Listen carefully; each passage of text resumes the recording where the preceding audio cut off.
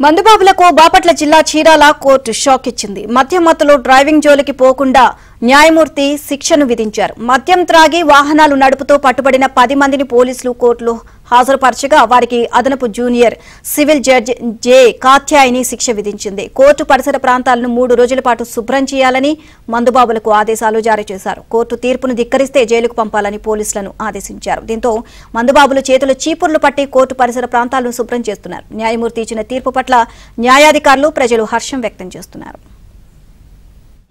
37/2025న one town police వారు drunk and drive కేసులో ముద్దాయిల్ని కోర్టులో హాజరుపరచగా మా అదనపు జూనియర్ సివిల్ జడ్జి అయినటువంటి జె కాత్యాయని గారు వారికి శిక్ష బదులుగా కమ్యూనిటీ సర్వీస్ కింద 3 రోజులు రోజు ఉదయం 10 గంటల నుంచి సాయంత్రం 5 గంటల వరకు 3 రోజులు వాళ్ళు ఖచ్చితంగా కోర్టు ప్రాంగణం మొత్తాన్ని నీట్గా శుభ్రపరచాలని చెప్పేసి ఆర్డర్ ఇవ్వడం జరిగింది.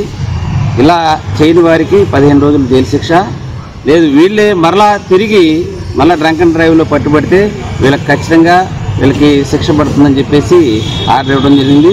అందులో భాగంగా ఈరోజు వచ్చి ఈ ఎవరైతే వాళ్ళు సర్వీస్ కింద వాళ్ళని చేయమన్నారో వాళ్ళు వచ్చి కోర్టు మొత్తాన్ని శుభ్రం చేస్తూ ఉన్నారు. ఇది మంచి పరిణామం. అట్లాగే మద్యం తాగే వాళ్ళకి, తాగి నడిపే వాళ్ళకి ఇది ఒక గుణపాఠం కావాలని వాళ్ళ పరివర్తన కోసమే ఇటువంటి ప్రోగ్రాం చేసినటువంటి అదనపు junior civil judge Katyayani madam గారికి